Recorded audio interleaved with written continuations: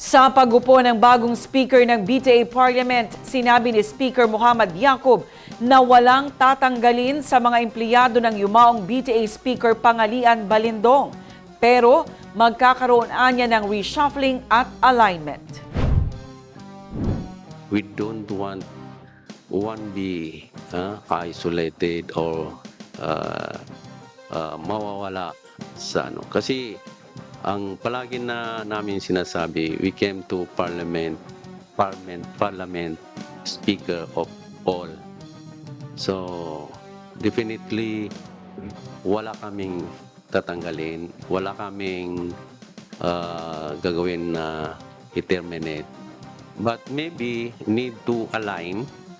Kaya nga pina-assist ko na yung mga staff, mga work of the office, because maybe ang kailangan lang na yung align to the proper place. Sabi nila management put one right person in the right place. So yun ang pinaplano ko ngayon, na maybe hindi ko naman ibig sabihin na si speaker ay naglagay ng hindi mga right person in the right position. But ang sinasabi ko, si speaker meron siyang trust confidence na mga area na dapat niya ang ilagay doon, yung mga trusted people. Kasi magkakaiba man ng kahit gaano ka-friend ng tao, magkaiba pa rin ng trusted one.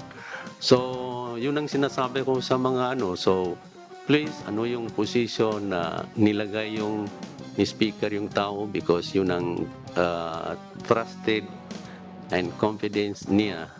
So, maybe titingnan ko kung sino yon. Baka pwede rin trusted ang confidence ko.